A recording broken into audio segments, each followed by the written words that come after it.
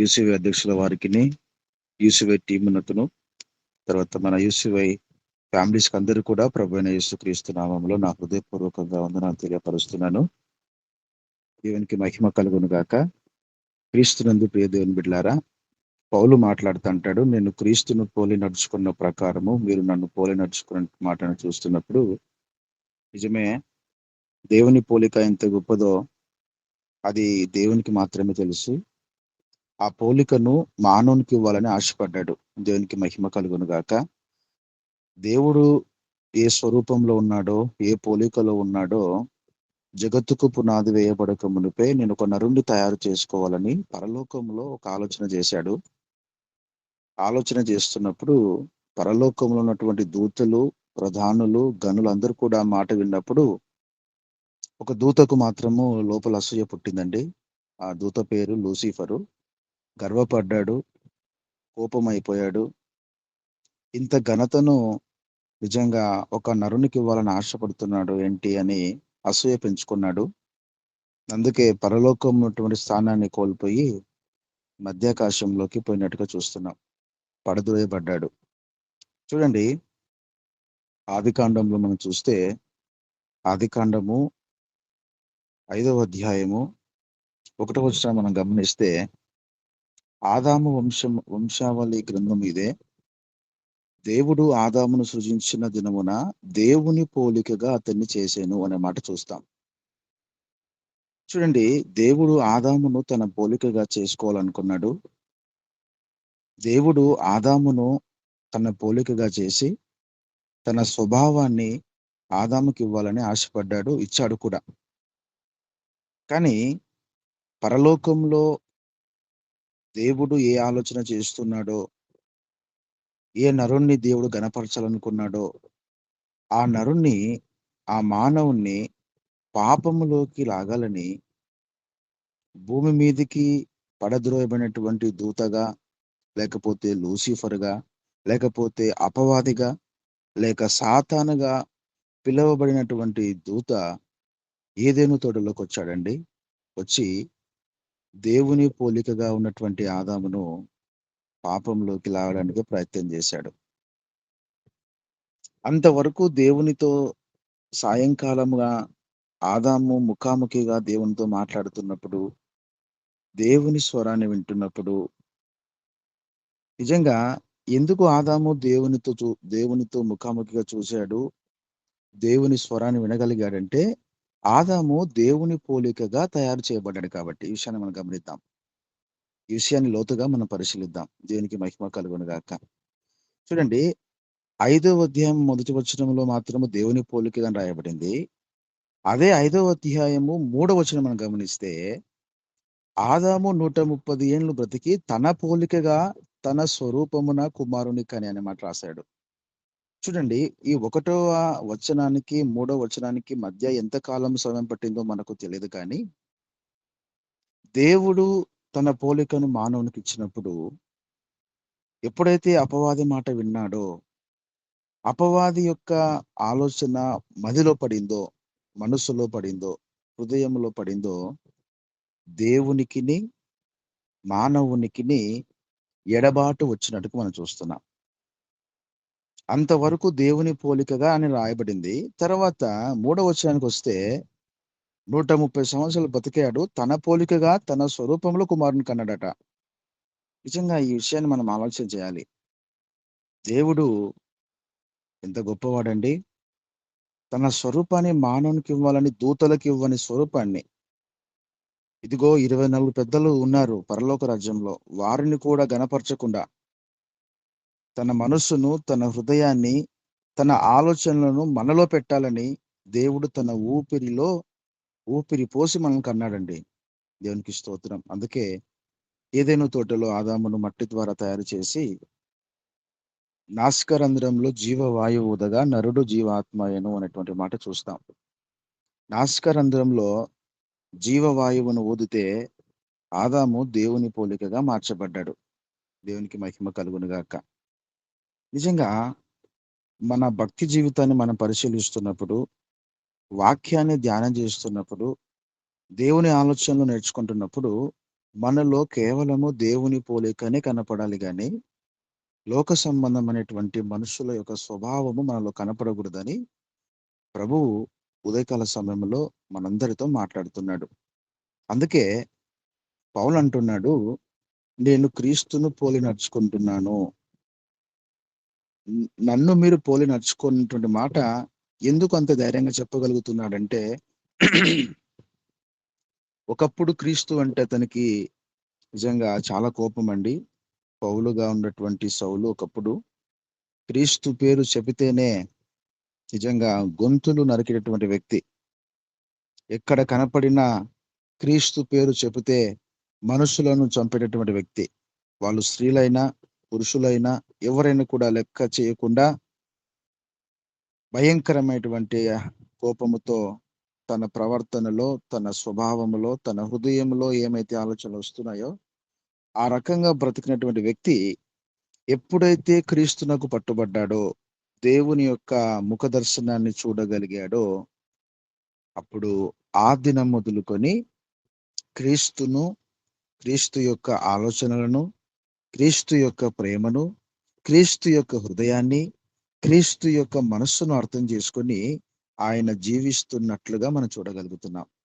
అందుకే నేను క్రీస్తు పోలి నడుచుకొనుచున్న ప్రకారము అంటే నన్ను అర్థం చేసుకోండి. నా మనస్సును అర్థం చేసుకోండి. నేను ఏ విధంగా ప్రవర్తిస్తున్నానో, నా మాటలు మీకు ఏ విధంగా అర్థమవుతున్నాయో అని పౌలు కొరింథీయులతో మాట్లాడుతున్నట్టుగా చూస్తున్నాం. దేవునికి మహిమ కలుగును గాక. అంటే కొరింథీయులు వారి మనస్సు, వారి స్వభావము, వారిలో ఉన్నటువంటి ఆలోచనలు దేవుని పోలికలోకి మార్చుకోవడానికి పౌలు ఒక సాధనంగా వాడబడ్డాడు. దేవునికి స్తోత్రం. దేవునికి మహిమ కలుగును గాక. ఎందుకంటే ఇదిగో పరలోకంలో దేవుడు ఏమైతే తీర్మానం చేసుకున్నాడో ఇప్పుడు కూడా మనము తప్పు చేసినా కూడా దేవుడు ఎందుకు క్షమిస్తున్నాడంటే మన మనసు ద్వారా, మన హృదయం ద్వారా దేవునికి ఆయాసకరమైనటువంటి స్థితిలో మనం బ్రతుకుతున్నా మనం ఎందుకు క్షమింపబడుతున్నామంటే నిజంగా ఆదాము తప్పు చేసినంత మాత్రాన దేవుడు ఆదామును తృణీకరించలేదు. ఆదాముకు ఏదెను తోటలో బయటికి వెళ్ళినప్పటికీ కూడా దేవుని కాపుదల ఆదాము చుట్టూ ఉన్నది. దేవుడు ఆదామును ఎడబాటు చేయలేదు. ఆదామును దేవుడు సంరక్షిస్తున్నాడు, కాపాడుతున్నాడు. ఎందుకంటే ముందుగానే దేవుడు జగత్తుకు పునాది వేయబడక ముందే ఒక నరుని చేయాలనుకున్నాడు కదా. ఆ నరుడు సంపూర్ణంగా దేవుని యొక్క శ్రేష్టమైన వాక్యము ద్వారా వచ్చే పోలికలోకి మార్చబడేంత వరకు ఆయన మనిషిని వదలడు అనేటువంటి విషయాన్ని మనము ఆలోచన చేయాలి. అందుకే కొరింథీయులకు రాసినటువంటి మొదటి పత్రిక 4వ అధ్యాయం 16వ వచనంలో మాట్లాడుతూ పౌలు అంటాడు, క్రీస్తు యేసునందు సువార్త ద్వారా మొదటిగా మనము దేవుని పోలికలోకి మార్చబడాలంటే మనకు దేవుని సువార్త మనకు ఎంతగానో అవసరము. ఆ సువార్త ద్వారా నేను మిమ్మును కంటిని గనుక మీరు నన్ను పోలి నడుచుకొను వారై ఉండవలెనని మిమ్మును బతిమాలు కొనుచున్నాను అనే మాట ఆయన ప్రస్తావిస్తున్నట్టుగా చూస్తున్నాం. దేవునికి స్తోత్రం. ఈ వాక్యంలో, ఈ లేఖనములలో క్రీస్తు యేసునందు సత్య సువార్త ద్వారా మనము దేవుని పోలికను ధరించుకుంటామనే విషయాన్ని మనం గమనించాలి. ఈ సత్యాన్ని మనం ఆలోచన చేయాలి. ఇంకోటండి, ఇక్కడ బతిమాలు కొనుచున్నాననే మాట రాశాడే, నిజంగా ఆ బతిమాలు కొనుటలో పౌలులో ఉన్నటువంటి మనస్సును గాని, పౌలులో ఉన్నటువంటి హృదయాన్ని గాని, పౌలులో ఉన్నటువంటి అంతరంగాన్ని మనము లోతుగా పరిశీలిస్తే అక్కడ సాక్షాత్తుగా క్రీస్తు ద్వారా ప్రకటింపబడుతున్నాడు అనేటువంటి విషయాన్ని మనం గుర్తుపట్టాలి. ఎందుకంటే యేసు ప్రభు వారి లోకంకి వచ్చినప్పుడు ఆయన సువార్త ప్రకటిస్తున్నప్పుడు ఆయన ఎప్పుడు కూడా కోపపడలేదండి. కొన్ని సందర్భాలలో శిష్యుల విషయమై కోపపడినా వారిని సరిచేయడానికే ఆయన, వారికి పాఠాలు నేర్పించటానికే ఆయన కొన్ని విషయాల్లో కోపపడ్డాడు. కానీ వారిని పూర్తిగా తృణీకరించినట్టుగా మనం చూడలేం. దేవునికి స్తోత్రం కలుగును గాక. అందుకే యేసుక్రీస్తునందు క్రీస్తును పోలి ఈ విషయాలన్నీ కూడా మనం గమనిస్తున్నప్పుడు ఆ పోలిక నిజంగా ఎంత గొప్పదో పౌలు వివరిస్తున్నాడు. దేవునికి స్తోత్రం. నిజంగా దేవుని పోలికను మనం ధరించుకున్నాం అన్న విషయాన్ని మనము ఆలోచన చేయాలి. ఈ పోలిక, ఈ స్వభావము, ఇదిగో భూమి మీద ఉన్నటువంటి రక్షణ పొందుకున్న ప్రతి వారు కూడా దేవుని పోలికను ధరించుకున్నారు గాని ఇంకా స్వభావము కూడా, పోలిక అయితే దేవుని పోలికనే, కానీ స్వభావము కూడా దేవుని స్వభావమే ఉండాలి. అంటే అర్థం ఏంటంటే దేవుని యొక్క లక్షణాలేంటో, దేవుని యొక్క నీతి ఏంటో, దేవుని యొక్క మంచితనం ఏంటో, దేవుని యొక్క నిజంగా ప్రతి ఆలోచన మనలో చూడాలని ఆయన ఆశపడ్డాడు. దేవుని యొక్క ప్రతి ఆలోచన మనలో చూస్తున్నప్పుడే ఆయన పరలోకంలో అనుకున్నటువంటి నా పోలిక చొప్పున, నా స్వరూపం చొప్పున, లేకపోతే మన స్వరూపం చొప్పున, మన పోలిక చొప్పున సర్వ సంపూర్ణుడుగా మానవుడు ఎప్పుడు తయారవుతాడంటే, ఇదిగో ఆయన సత్య సువార్తను పూర్తిగా గ్రహించినప్పుడు మాత్రమే. దేవునికి స్తోత్రం. ఆ సత్య సువార్త పౌలుకు అర్థమైందండి. ఆ సత్య సువార్త పౌలుకు అర్థం చేసుకోగలిగాడు. నేనొక్కడినే కాదు, నన్ను చూచి కూడా అనేకులు కూడా క్రీస్తు స్వారూప్యంలోకి, లేకపోతే క్రీస్తు పోలికలోకి మార్చబడాలనేటువంటి ఒక భారము కలిగి, బాధ్యత కలిగి ఆయన పరిచయం చేయగలిగాడు. దేవునికి మహిమ కలుగును గాక. అందుకే మనమందరం కూడా దేవుని పోలికలో ఉన్నాం. మనమందరం కూడా దేవుని స్వభావాన్ని ధరించుకోవాలనే విషయాన్ని పరిశుద్ధాత్మ దేవుడు జ్ఞాపకం చేస్తున్నాడు. దేవునికి స్తోత్రం కలుగును గాక. ఒక విషయాన్ని నేను ఒక సందర్భాన్ని జ్ఞాపకం చేయాలని ఆశపడుతున్నాను. మొదటి సమూయేలు గ్రంథము 1వ అధ్యాయాన్ని మనం గమనిస్తే ప్రియులారా, మొదటి సమూయేలు గ్రంథము మొదటి అధ్యాయం కాదండి, 25వ అధ్యాయం మనం గమనిస్తే అక్కడ మన ఇద్దరు వ్యక్తులు కనపడతారు. ఒకరు అబిగేయులు, 2 నాబాలు అనేటువంటి వ్యక్తులను చూస్తాం. ఈ ఇద్దరి వ్యక్తుల జీవితాన్ని మనం పరిశీలిస్తే నిజంగా నాబాలు కాలేబు సంతతికి చెందినటువంటి వాడు. నాబాలు ధనవంతుడు. ఆయనకు గొర్రెలు సమృద్ధిగా ఉన్నాయి, ధనము సమృద్ధిగా ఉంది. కానీ అతనికి ఉన్నటువంటి ఆలోచన ఏంటంటే, తన మనస్సు, తన హృదయము దేవుని యొక్క స్వభావము ధరించుకున్నట్లుగా చూస్తున్నాం. దేవుని స్వభావములలో తన మనస్సు లేనట్లుగా మనం గమనించగలుగుతున్నాం. అందుకే దావీదు అరణ్యంలో ఉన్నప్పుడు నాబాలు యొక్క కాపర్లకు ఎంతగా సహాయం చేశాడంటే, వాళ్ళు అంటారు, అమ్మా అబిగేల్ దగ్గరకు వచ్చి అంటారు, అమ్మా మేము అరణ్యంలో ఉన్నప్పుడు దావీదు తన సైనికులతో మాకు ఒక ప్రాకారముగా ఉన్నారు, వాళ్ళు ఒక దుర్గముగా మమ్మల్ని కాపాడగలిగారు. ఎందుకు ఈ సందర్భాన్ని జ్ఞాపకం చేస్తున్నానంటే ప్రియులారా, ఈ ఒకటే కుటుంబంలో ఇద్దరు వ్యక్తులు, ఒకరు దేవుని పోలికలో ఉన్నారు, ఒకరు నిజంగా దుష్టుని యొక్క పోలికలో నడిపించబడుతున్నారు అనే విషయాన్ని జ్ఞాపకము చేయడానికే ఈ సందర్భాన్ని పరిశుద్ధాత్మ దేవుడు జ్ఞాపకం చేస్తున్నాడు. చూడండి, నాబాలు ఏ విధంగా ఆశీర్వదింపబడ్డాడు? దేవుని కృప ద్వారా ఆశీర్వదింపబడ్డాడు. ముఖ్యంగా అబిగయల్లో ఉన్నటువంటి స్వబుద్ధితో, లేకపోతే దేవుని యొక్క మనస్సును ఆధారము చేసుకునేటువంటి స్థితిని బట్టి వారు ఆశీర్వదింపబడ్డారు. దేవునికి మహిమ కలుగును గాక. అంటే నాబాలులో ఉన్నటువంటి ఆ యొక్క కోపము గాని, గర్వము గాని, అహంకారము గాని, నిజంగా అందుకే దావీదు తన మనసులో పంపించినప్పుడు, దావీదు ఎవడు, యెష్షై కుమారుడు ఎవడు, నేను నా పని వారికి సమృద్ధిగా చూసుకోవాలి కానీ అరణ్యంలో ఉన్నటువంటి దావీదు నేను చూసుకోవడానికి నాకేం అవసరం ఉందని వ్యతిరేకంగా మాట్లాడిన, వ్యతిరేకంగా తన మనసులో ఆలోచన చేస్తూ ఉన్నా, నిజంగా దేవుడు మాత్రము ఈ మాటలన్నీ కూడా చూస్తున్నాడు. దేవుడు ఈ మాటలను గమనిస్తూ ఉన్నాడు. అందుకే చూడండి ఒకసారి, మొదటి సమూయేలు గ్రంథము 25వ అధ్యాయము మనం గమనిస్తే ప్రియులారా, అక్కడ కొన్ని విషయాలను జ్ఞాపకం చేయాలని నేను ఆశపడుతున్నాను. మొదటి సమూయేలు గ్రంథము 25వ అధ్యాయము మనం గమనిస్తే అక్కడ ఏ విధంగా మాట్లాడుతున్నాడు నాబాలు అనే విషయాన్ని మనం గమనిస్తే అక్కడ కొన్ని మాటలు చూద్దాం.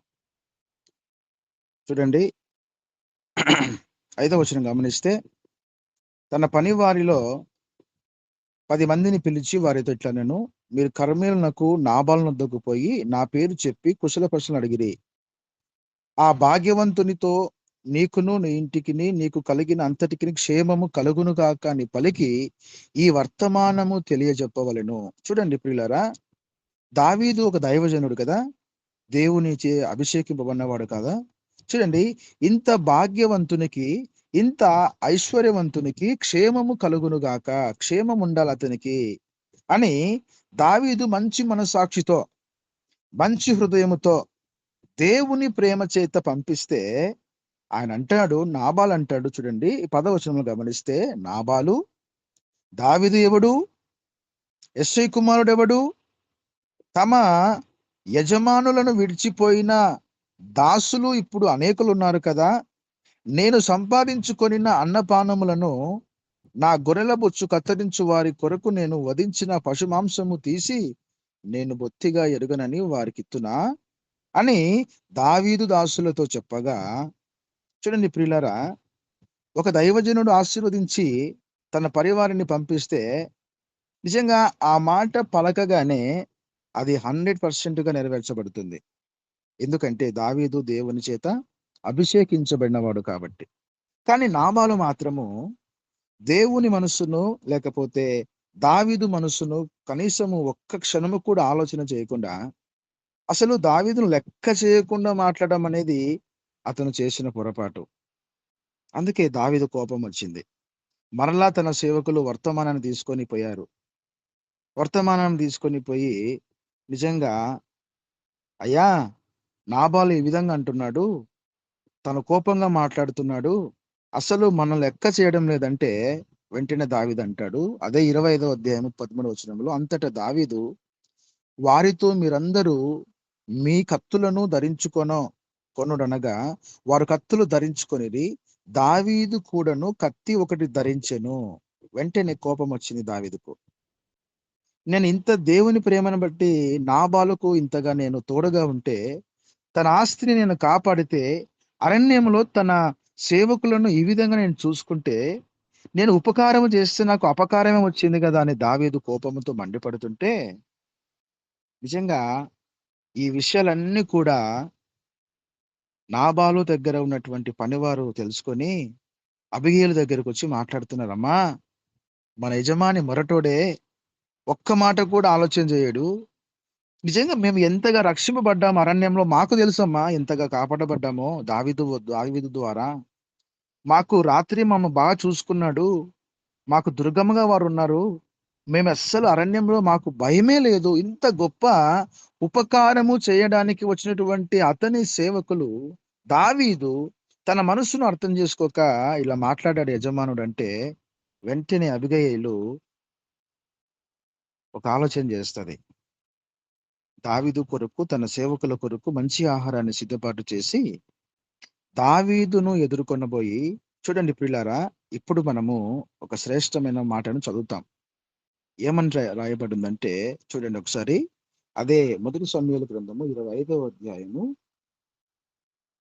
25 గమనిస్తే, నా ఏలినవాడ, దుష్టుడైన ఈ నాబాలును లక్ష్య పెట్టవద్దు, అతని పేరు అతని గుణములను సూచించుచున్నది, అతని పేరు నాబాలు, మోటుతనము అతని గుణము. నా ఏలినవాడు పంపించిన పనివారును నాకు కనబడలేదు. అయ్యా, నువ్వు పంపించావు కదా నీ సేవకులను, వాళ్ళు సరాసరిగా నాబాలు దగ్గరికే వెళ్ళారు కానీ నా దగ్గరికి రాలేదయ్యా, నన్ను దయతో క్షమించు. ఎలాగైనా కూడా, ఎంత మంచి మాట అంటుందండి 26వ వచనంలో, నా ఏలినవాడా, యెహోవా జీవము తోడు, నీ జీవము తోడు, ప్రాణహాని చేయకుండా యెహోవా నిన్ను ఆపి ఉన్నాడని. ఎంత శ్రేష్టమైన మాట, ఎంత విశ్వాసముతో కూడిన మాట. నిజంగా ఈ సందర్భాన్ని గమనిస్తే అబిగయీలు ఎంత దేవుని పోలికలో ఆమె పనిచేస్తుందో, దేవుని స్వభావాన్ని అర్థం చేసుకొని మాట్లాడుతుందో మనం చూడగలుగుతున్నాం. అయ్యా, నువ్వు దయచేసి కాపాడు, దయచేసి రక్షించు. నిజంగా నా భర్త అయితే ఇలాంటి వాడే, ఒప్పుకుంటున్నాను. నా భర్త నిజంగా గర్విస్తే, అహంకారుడే. కనీసం ఏ ఒక్కరోజు కూడా ఇది మేము దేవుని ద్వారా ఆశీర్వదింపబడుతున్నామనేటువంటి ఆలోచన ఒక్కటి కూడా లేదు ఆయనకి. నిజంగా మా ఆస్తి నువ్వు కాపాడావు కదా అరణ్యములో, ఆ కృతజ్ఞత కూడా లేదు అతనికి లేదని ఆమె క్షమాపణ ఒప్పుకొని దైవజనుని దగ్గర సాగిలపడి నమస్కారం చేసినట్టుగా చూస్తున్నాం. ఇదండి దేవుని పోలిక. దేవుని మనస్సును అర్థం చేసుకునే విధానం ఏంటో అబిగయీలును చూసి మనం నేర్చుకుంటున్నాం. దేవునికి మహిమ కలుగును గాక. అందుకే ఆమె ఒక మాట అంటదండి, 29వ వచనం మనం గమనిస్తే, నిన్ను హింసించుటకైనను నీ ప్రాణము తీయుటకైనను ఎవడైనా ఉద్దేశించినలా నా ఏలిన వాడవగు నీ ప్రాణము నీ దేవుడైన యెహోవా యొద్దనున్న జీవపు మూటలో కట్టబడును అనే మాట. ఎంత స్పష్టంగా దేవుని యొక్క మనసును అర్థం చేసుకొని, దేవుని హృదయం ఏంటో అర్థం చేసుకొని, దేవుని స్వభావం ఏంటో అర్థం చేసుకొని పలుకుతున్న మాట ఏంటంటే, నా ఏలినవాడా నీ ప్రాణము పోవడానికి దేవుడు అంతగా సులువుగా పెట్టలేదు. నీ ప్రాణము యెహోవా యొద్దనున్న జీవపు మూటలో కట్టబడి ఉన్నది. దేవునికి మహిమ కలుగును గాక. ఒకడు ఒడిసెలతో రాయి విసిరినట్లుగా ఆయన నీ శత్రువుల ప్రాణములను విసిరివేయును అనే మాట ఆమె విశ్వాసముతో మాట్లాడినప్పుడు, నిజంగా ఈ మాటలన్నీ దావీదు వింటున్నాడు. ఈ మాటలన్నీ దేవాది దేవుడు వింటున్నాడు. ఈ మాటలన్నీ నిజంగా అబిగయీలు వింటుంది. నిజంగా ఈ ముగ్గురు కూడా మనం ఆలోచన చేస్తే దేవుని స్వభావం ఏంటో అబిగయీల్లో మనము పరిపూర్ణమైనటువంటి ఆలోచనలో మనం చూస్తాం. వెంటనే ఈ మాటలు విన్న వెంటనే దేవుడు కోపపడ్డాడండి. దావీదేమో చంపడానికి వచ్చాడు నాబాలును. దేవుని కోపం వచ్చి నాబాలును మొత్తగా అతడు ప్రాణము పోయినట్టుగా చూస్తున్నాం అదే అధ్యాయంలో మనం గమనిస్తే. ప్రియులారా, నేను ఎందుకు ఈ సందర్భాన్ని జ్ఞాపకం చేయాలని ఇష్టపడ్డానంటే, ఒకే కుటుంబంలో ఒకరు దేవుని పోలికలో ఉన్నారు, ఒకరు దుష్టుని యొక్క సాంగత్యంతో నడిపించబడుతున్నారు. నిజంగా ఇది వాస్తవమేనా? నిజంగా ఇది క్రమమేనా? దేవుని ద్వారా ఆశీర్వదింపబడుతున్నప్పుడు దేవునికి కృతజ్ఞత కలిగిన వారై దేవుని మనస్సును అర్థం చేసుకొని ఇంకా దేవుని మీద ఆనుకొని దేవుని మాటకు లోబడేటట్లుగా జీవించాలి. కానీ నాబాలు మాత్రము ఎప్పుడు కూడా దేవుని ఆనుకోవాలని, దైవజనుని మాట వినాలని, ఇది దైవజనుని యొక్క మాట కాదు, సాక్షాత్తుగా ఇది దేవుని మాట కదా అని ముందుగానే అతని దగ్గరికి వచ్చిన వెంటనే దైవజనుడు ఏ ఆశీర్వాదం అయితే ఆశీర్వదించాడో, అతడు నిజంగా ఎంత మంచి మనసాక్షితో దావీదు ఆశీర్వదించాడో, ఆ ఆశీర్వాదాన్ని కూడా లెక్క చేయకుండా మాట్లాడాడు నాబాలు. ప్రియులారా, ఇది దేవుని పోలిక కాదని, ఇది దుష్టుని పోలికనే గాని దేవుని పోలిక కాదని నాబాలు గురించి మనం నేర్చుకుంటున్నాం. అదే తన భార్య అయిన అబిగయీలు మాత్రము సాష్టాంగపడి దేవుని ప్రేమను అర్థం చేసుకొని, దేవుని మనసును అర్థం చేసుకొని, అయ్యా నీ శత్రువులు నీ ప్రాణాన్ని వెతికినను నిన్ను యెహోవా జీవంలో ఉంచాడు, జీవపు మూటలో ఉంచాడయ్యా నీ ప్రాణాన్ని అని ఎంత గొప్ప విశ్వాసంతో మాట పలుకుతుందో మనం చూస్తున్నాం. ప్రియులారా, అంత మాత్రమే కాదు, పౌలు కూడా ఒక మాట అంటాడు. 1 కొరింథీయులకు రాసిన పత్రిక 15:49 అంటాడు, మరియు మనము మంటి నుండి పుట్టిన వాని పోలికను ధరించిన ప్రకారము పరలోక సంబంధి పోలికను ధరింతుము. దేవునికి స్తోత్రం. 2 పోలికలు చూస్తున్నాం. ఒకటి మంటి నుండి వచ్చిన పోలిక. మంటి నుండి వచ్చిన పోలిక అది పాపము. పరలోక సంబంధియగు పోలిక ధరించుకున్న వారి నిత్య జీవాన్ని సంపాదించుకుంటారని స్పష్టంగా పౌలు మాట్లాడుతున్నాడు. వాస్తవమే. ఒకప్పుడు దేవుడు ఆదామును తన స్వరూపంలో తయారు చేసుకున్నాడు, తన స్వభావాన్ని పెట్టాడు, తన పోలికను పెట్టాడు. ఆ పోలికను తనంతకు తానే చేజార్చుకున్నాడు కాబట్టే మట్టి పోలికలోకి మార్చబడ్డాడు ఆదాము. ఆదాము నుండి వచ్చిన వారం మనమందరం కూడా మట్టి పోలికలో ఉన్నటువంటి వారమే, కానీ దేవుని పోలికలో మనం లేమని మరొకసారి పరిశుద్ధాత్మ దేవుడు స్పష్టతనిస్తున్నాడు. వాస్తవమే. ఒకప్పుడు మనము దేవుని పోలికలో ఉన్నాం, కానీ ఇప్పుడు మనం మంటి పోలికలోకి మార్చబడ్డాం. పరలోకపు దేవుని యొక్క స్వభావం మనకు అర్థమైతే, పరలోకపు దేవుని యొక్క ఆ లక్షణాలు, గుణాలు మనం అర్థం చేసుకుంటేనే అదే వాస్తవమైన పోలిక, అదే నా స్వభావము, నా పోలిక చొప్పునని పరలోకంలో తీర్మానం చేసుకున్నాడు కదా. దేవుని యొక్క వాక్య ప్రకారంగా వాక్యాన్ని మదిలో పెట్టుకొని, మనస్సులో పెట్టుకొని నడిచినటువంటి వారు మాత్రమే, సత్యాన్ని అంగీకరించిన వారు మాత్రమే నిజమైనటువంటి దేవుని పోలికలో బ్రతుకుతున్నటువంటి వారని పరిశుద్ధాత్మ దేవుడు స్పష్టంగా పౌలు ద్వారా మాట్లాడుతున్నాడు. అటువంటి వారు శ్రమకు భయపడరు, అటువంటి వారు నిందలకు భయపడరు, అటువంటి వారు లోకంలో ఉన్నటువంటి ఏ విషయానికి కూడా భయపడరని పౌలు మాట్లాడుతూ, అందుకే నన్ను పోలి మీరు నడుచుకోండి, నా మనస్సును నా ప్రవర్తన మీరు అర్థం చేసుకోండి, నాలో నేను చచ్చిపోయాను, నాలో క్రీస్తు మాత్రం బ్రతుకుతున్నాడు, ఆ పోలికలో మీరు బ్రతకండి అని పౌలు మాట్లాడుతున్నాడు స్పష్టంగా. అందుకే భూమి మీద 2 పోలికలు ఉన్నాయని పౌలు మాట్లాడాడు. ఒకటి మట్టి పోలిక, 2 పరలోక సంబంధియగు దేవుని పోలికను ధరించుకున్నప్పుడే మనము దేవుని పిల్లలం అవుతాం. అప్పుడే ఆయన స్వభావం ఏంటో, ఆయన పోలిక ఏంటో మనం అర్థం చేసుకోగలుగుతాం. దేవునికి మహిమ కలుగును గాక. అందుకే పౌలు మాట్లాడుతూ అంటాడు, 2 కొరింథీయులకు రాసినటువంటి పత్రిక 3:18 అంటారు, మనమందరమును ముసుకు లేని ముఖముతో అనే మాట రాయబడిందండి. అక్కడ ముసుకు ఎందుకు వచ్చింది? ముసుకు అనేటువంటి మాట అక్కడ రాయడానికి ప్రధానమైన కారణం ఏంటి అంటే, ఆదాము నిజంగా దేవుని పోలికలో ఉన్నాడు కదా. ఎప్పుడైతే అపవాది మాట విన్నాడో తన స్వభావానికి, తన పోలికకు ముసుగు వేయబడింది, అది పాపము. అందుకే ముసుగు లేని ముఖముతో ప్రభు యొక్క మహిమను అద్దము వలె ప్రతిబిం ప్రతిఫలింప చేయుచు, మహిమ నుండి అధిక మహిమను పొందుచు, ప్రభువగు ఆత్మ చేత ఆ పోలికగానే మార్చబడుచున్నాము అనే మాట స్పష్టంగా అంటున్నాడు. మనమందరం అంటే ఇంక్లూడింగ్ పౌలు కూడా ఈ మాటను ఏకీభవిస్తూ అంటున్నాడు. మనమందరము కూడా ముసుగు వేయబడింది మనకి. ఓ కొరింథీయులారా, మీరు జ్ఞాపకం చేసుకుంటున్నారా? ఇదిగో మంటి నుండి వచ్చినటువంటి వాని యొక్క మనసుకు, ఆత్మకు, పోలికకు ముసుగు వేయబడింది. ఇప్పుడైతే ముసుగు లేని ముఖముతో ప్రభువును చూడాలి. అద్దములో మన ముఖాన్ని చూసుకుంటే ఎలా ఉంటుందో, క్రీస్తు యొక్క ముఖాన్ని, క్రీస్తు పోలికను మనం చూస్తే అదే స్పష్టత, అదే స్వభావము మన మదిలో కనపడాలి. అప్పుడే మహిమను పొందుకుంటాం. మహిమనే కాదు, ఇంకా అధికమైన మహిమనివ్వాలని దేవుడు మానవునికి ఉన్నటువంటి గొప్పతనాన్ని దేవుడు వివరిస్తున్నాడు పౌలు ద్వారా. ఈ అధికమైన పోలికను దూతలకు ఇవ్వాలని ఆశపడతలేడండి, లేకపోతే సృష్టికి ఇవ్వాలని ఆయన కోరుకోవడం లేదు. మహిమ ప్లస్ అధికమైన మహిమ, ఇది కేవలము దేవుని స్వరూపంలో ఉన్నటువంటి వారికి మాత్రమే దక్కుతుంది, కానీ వేరే వారికి దక్కదని పౌలు స్పష్టంగా మాట్లాడుతున్నాడు. ఎప్పుడు ముసుకులేని ముఖముతో ప్రభువును చూచినప్పుడు. దేవుని పోలికలో ఉన్నటువంటి ఆదాము వెంటనే 3వ వచనములో రాయబడింది, తన పోలికలో కుమారునికి అన్నాడు అనే మాట. అంటే దాదాపుగా కొన్ని దినాలు, కొన్ని సంవత్సరాలు ఆ లేఖనానికి ఈ లేఖనానికి మధ్య వ్యత్యాసం ఉన్నప్పటికీ, దేవుని పోలికలో ఉన్నటువంటి ఆదాము తన పోలికలోకి లేక మట్టి పోలికలోకి ఎందుకు వచ్చాడంటే, మనసు మీద ముఖం నిజంగా ముసుగు వేయబడింది, తన స్వభావం మీద పాపం అనే ముసుగు వేయబడింది. అందుకే చాలా మంది మనస్సులో పాపాన్ని పెట్టుకొని దేవుని చూస్తారు అనుకోవడం అవివేకమని.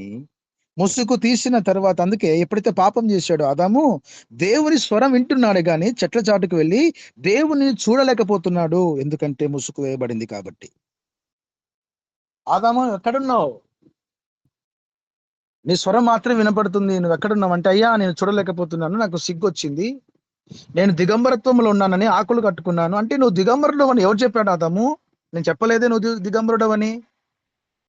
చెట్ల చాటుకు వెళ్ళమని చెప్పలేదే, ఆకు చుట్టుకోమని నేను చెప్పలేదే అని అన్నప్పుడు, అయ్యా నీ దగ్గరికి నేను రాలేకపోతున్నాను, నాకు సిగ్గు అనిపిస్తుందని ఆదాము వాళ్ళిద్దరు కూడా, దేవుని పోలికలో ఉన్నటువంటి ఇద్దరు కూడా నిజంగా ఆకులు చుట్టుకున్నారండి. దేవుడు చెప్పాడా ఆకులు చుట్టుకోమని? లేదే. ఎప్పుడైతే సాతాను మాట విన్నాడో తన స్వభావం గాని, తన పోలిక మీద గాని ముసుగు వేయబడింది. పిల్లరా, ఆదాము అవ్వలే కాదు, మనము కూడా, మన స్థితి కూడా, రక్షణ పొందుకున్న మనము నిజంగా వాస్తవంగా మనంలో దేవుని పోలికనే ఉందా? అయితే మన అహము, నాబాలు యొక్క అహము చచ్చేంత వరకు, నాబాలు ఉన్నటువంటి గర్వము నిజంగా దేవుడు తీసేంత వరకు నాబాలు ఒక్క క్షణము కూడా క్షమాపణ కోరుకోలేదే. ఎంత అన్యాయంగా మాట్లాడాడండి, ఎంత అక్రమంగా మాట్లాడాడు. తన దాసులను అరణ్యంలో దావీదు ఎలా కాపాడాడు కూడా కనీసం ఒక్క క్షణమును కూడా అర్థం చేసుకోలేకపోయాడంటే, ఒకసారి ఆలోచన చేద్దాం. ఒకవేళ మనము అటువంటి మనసుతో ముందుకు నడిపించబడుతున్నామేమో. ఒకవేళ అటువంటి హృదయం మనలో ఉందేమో, రక్షణ పొందుకున్నటువంటి మనలో కూడా దేవునికి విరోధమైనటువంటి పోలికలు మనలో ఉన్నాయేమో ఒక్కసారి మనం పరిశీలించుకుందాం. అందుకే పౌలు అంటాడు, మనము అనే మాట స్పష్టంగా మనము కూడా మన మనసుల మీదము నిజంగా ముసుగు వేయబడిందేమో అని పౌలు తన్ను తాను ఇంక్లూడింగ్ చేసుకొని మాట్లాడుతున్నాడండి. క్రీస్తునందు ప్రియ దేవుని బిడ్డలారా, మనలో కేవలం దేవుని పోలిక మాత్రమే ఏలుబడి చేయాలి. మనం దేవుని పోలికలో మాత్రమే ముందుకు నడిపించబడాలి. కానీ మరొకటి మనలో ఉంటే మనం ఇంకా క్రీస్తును పోలి నడుచుకుంటున్నాం అనే మాట అది తప్పు అని, అది అబద్ధం అని నన్ను నేను హెచ్చరించుకుంటూ ఈ మాటలు ప్రకటిస్తున్నాను. క్రీస్తు పోలికలు నడిపించబడుతున్నామంటే మనలో ఉన్నటువంటి శరీర కార్యాలు అన్ని కూడా సమాధి చేయబడితే తప్ప క్రీస్తు పోలిక అంటే మనకు అర్థం కాదు. కాబట్టి క్రీస్తు నమ్ముకున్నటువంటి మనము ఆయన పోలికలో ఆయనటువంటి ఆలోచనలను మధ్యలో పెట్టుకొని వాస్తవాన్ని గమనిస్తూ వాక్యాన్ని ఆధారం చేసుకొని ఈ లోకంలో మనమందరం కూడా క్రీస్తు పోలికలో మనమందరం కూడా ముందుకు నడిపించబడుదుము గాక. ఆమేన్. ఈ యొక్క అవకాశం ఇచ్చినటువంటి అధ్యక్షుల వారికి, ఇది సార్ గారికి నా హృదయపూర్వక వందనాలు తెలియపరుస్తూ నేను ముగిస్తుంటున్నాను. Thank you sir. Thank you.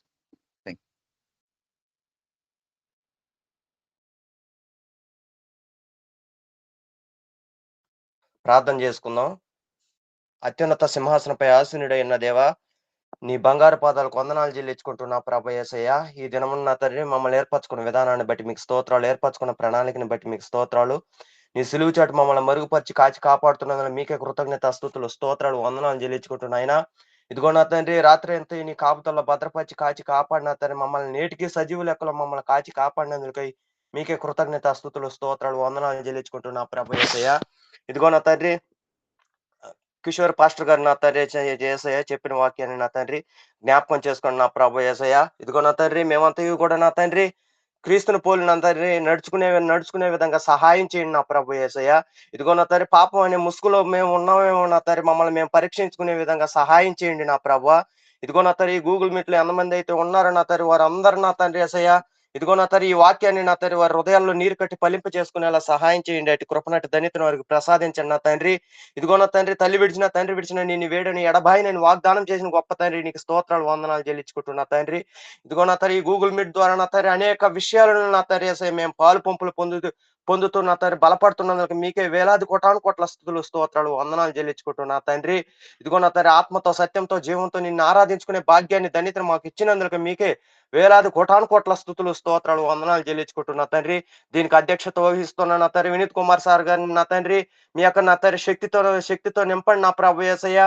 మీ యొక్క ఆరోగ్యాన్ని ఇవ్వండి నా తండ్రి యేసయ్య. ఆయన బలం అనారోగ్యంతో కుంగిపోకుండా నా తండ్రి మీ బలాన్ని నా తండ్రి పునరుద్ధరించండి నా ప్రభు. అటు కృపనటు ధన్యతను వారికి ప్రసాదించి నా తండ్రి, ఇంకా నా తండ్రి ఇదిగో నా తండ్రి, యూసువై పరిచర్య ద్వారా నా తండ్రి యేసయ్య, గూగుల్ మీట్ ద్వారా నా తండ్రి ఇంకా ఇంకా ముందుకు నా తండ్రి అనేక విధాలుగా నా తండ్రికి కొనసాగిపోయే విధంగా సహాయం చేయండి నా ప్రభు. యేసు రాజా, నీకే వేలాది కోట్ల స్తుతులు స్తోత్రాలు వందనాలు చెల్లించుకుంటున్నా తండ్రి. ఈ యొక్క వాక్యాన్ని మా హృదయాల్లో నీరు కట్టి ఫలింపు చేసుకునేలా సహాయం చేసిన తండ్రి, అటు కృపనటు ధనిత్ర మాకు ఇచ్చినందుకు మీకే కృతజ్ఞత స్తుతులు స్తోత్రాలు వందనాలు చెల్లించుకుంటూ ఈ కొద్ది మనం యేసయ్య పరిశుద్ధమైన నామములు మిక్కిలి సమర్పించుకొని తేడుకో బతిలాడుతున్నాం పరమ తండ్రి. ఆమేన్. ఆమేన్. ఆమేన్. ఆమేన్. ఆమేన్.